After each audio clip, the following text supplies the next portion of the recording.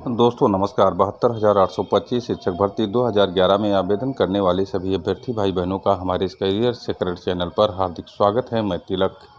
आज जो वीडियो मैं बना रहा हूं मित्रों, 72,825 शिक्षक भर्ती की सब कैटेगरी 12,091, जिसका मामला इस समय डिवीज़न बेंच में स्पेशल अपील में चल रहा है। और पिछले 28 फरवरी को जो ऑर्डर हुआ था कि सरकार को देना है ब्रेकअप का डाटा और सशपथ न्यायालय में करना है प्रस्तुत, तो क्या डाटा देना है मित्रों, ये आप लोग नहीं जानते हैं।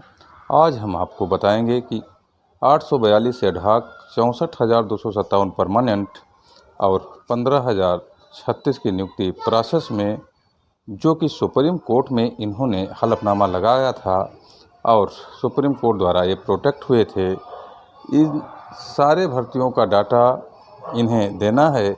अब 12,091 से परे यह डाटा कितना है प्रमाणिक, हम आपको सारा डिटेल बताएंगे। हमारे चैनल को अधिक से अधिक संख्या में सब्सक्राइब कर दीजिए, वीडियो में अंत तक बने रहिए। हम आपको बता दें, जैसा कि आप जानते हैं कि 2015 में 7 दिसंबर को अंतरिम आदेश हुए थे और उसके पहले जब सरकार से सुप्रीम कोर्ट ने पूछा था कि आप 43,000 के बाद नियुक्तियां क्यों नहीं कर रहे थे, आप ब्रेकअप डाटा वहां प्रस्तुत करिए, तो उस समय सरकार ने सुप्रीम कोर्ट से कहा था कि महोदय हमें योग्य अभ्यर्थी नहीं मिल रहे हैं। तब सरकार ने यह भी डाटा दिया था कि 43,000 हमने परमानेंट नियुक्तियां कर दी हैं और 15,000 समथिंग ट्रेनिंग कर रहे हैं और इसके बाद हमें योग्य अभ्यर्थी नहीं मिल रहे हैं। इस पर सुप्रीम कोर्ट ने उन्हें क्राइटेरिया सुझाया था और कहा था कि जनरल 105 और ओबीसी और एससी यानी आरक्षित वर्ग को 97 या 90 अंक पर जो भी लोग हैं उनमें से आप चयन करिए।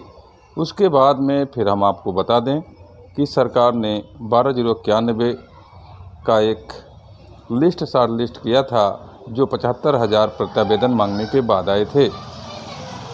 उसी पर मामला सिंगल बेंच से जीता गया था। 12,091 के पक्ष में नियुक्ति और काउंसलिंग का आदेश हुआ था।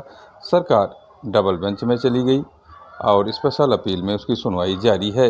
जैसा कि हम सारी और कहानियां आपको पहले बता चुके हैं मित्रों, हम यह भी बता दें कि इसी समय 28 फरवरी को डबल बेंच के माननीय जज अश्विनी कुमार मिश्रा ने साफ साफ सरकार से कहा है कि जो सुप्रीम कोर्ट से के अंतिम आदेश से प्रोटेक्ट हुए हैं उनका 66,655 का आप डाटा ला करके प्रस्तुत करिए, सशपथ हमें बताइए।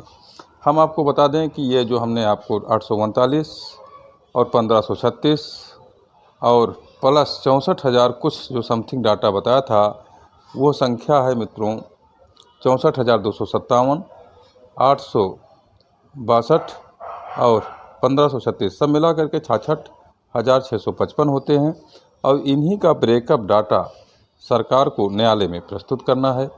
अब मित्रों प्रश्न यह उठता है कि सुप्रीम कोर्ट में जो इन्होंने हलफनामा लगाया है, जो डाटा प्रस्तुत किया है, उससे अलग ये प्रस्तुत नहीं कर सकते हैं। 1536 का जो प्रोसेस इन्होंने बताया था कि प्रोसेसिंग में है नियुक्ति प्रक्रिया, वो नियुक्ति प्रक्रिया जैसा कि अभ्यर्थियों या याचियों द्वारा बताया जा रहा है कि आज तक पूरा ही नहीं हुआ।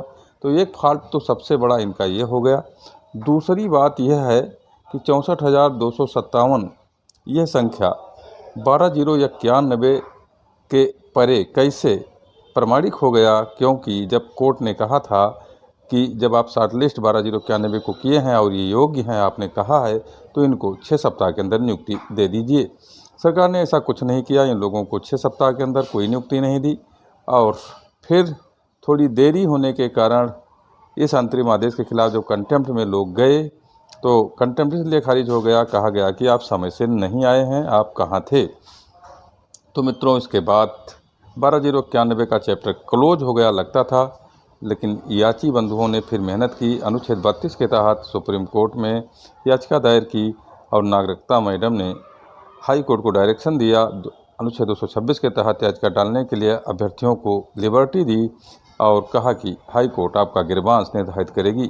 इसी क्रम में हाई कोर्ट ने गिरबांश निर्धारित किया और सिंगल बेंच के माननीय जज शमशेरी महोदय ने 12 जनवरी 2024 को एक ऑर्डर जारी किया, जिसमें समयबद्ध काउंसलिंग और नियुक्ति प्रक्रिया का मामला था। और यह आदेश सरकार के गले की फांस बन गई। सरकार लड़ने पर उतारू है इस समय उत्तर प्रदेश की, इसलिए सरकार ने 12091 की भर्ती प्रक्रिया को सिंगल बेंच के आर्डर के बावजूद पूरा नहीं किया और डबल बेंच में स्पेशल अपील में चली गई। डिवीजन बेंच की स्थिति यह है कि 5 सुनवाइयाँ हो चुकी हैं। 28 फरवरी को जज महोदय द्वारा कहा गया कि जो सुप्रीम कोर्ट के अंतिम आदेश से प्रोटेक्ट हुआ है आपकी भर्ती, उसका ब्रेकअप का सारा डाटा ला कर दिखाइए, यानी नंबर 1 से लेकर 66,655 तक के कितने अभ्यर्थियों को कौन से वो अभ्यर्थी हैं जिनको आपने नियुक्ति किया है, और 839 कौन हैं जो एडहॉक बेसिस पर हैं, 1536 वो कौन हैं जो प्रोसेस में थे, उनको नियुक्ति दी आपने कि नहीं दी। ये सारा जो है मामला सशपथ प्रस्तुत करना पड़ेगा सरकार को न्यायालय में, और वो भी 4 मार्च को।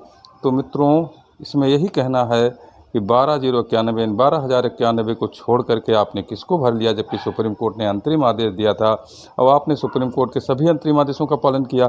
तो 12,091 से क्या दुश्मनी थी, आपने क्यों नहीं उस प्रक्रिया का पालन किया?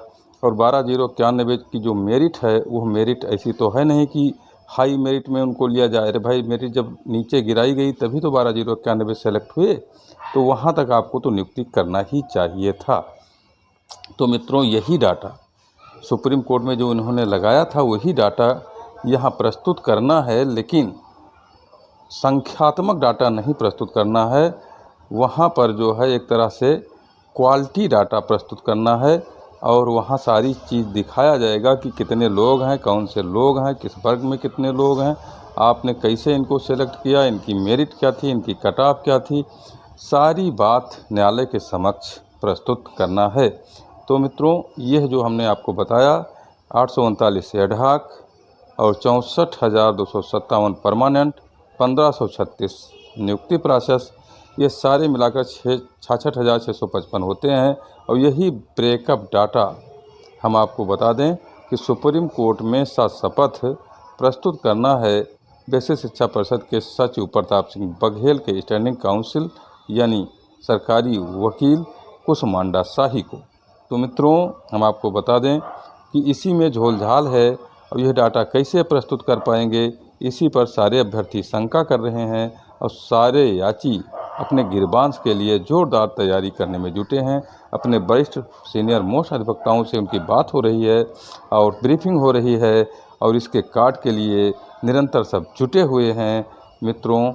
और हम आपको बता दें कि 4 तारीख को फाइनल ऑर्डर आने की पूरी उम्मीद अब बढ़ गई है, क्योंकि जज भी बहुत ज़्यादा इस मामले में अब डीपली नहीं जाएंगे। सरकार को जो भी मौका देना था उन्होंने दे दिया है। मित्रों, धन्यवाद। अगला अपडेट बाद में।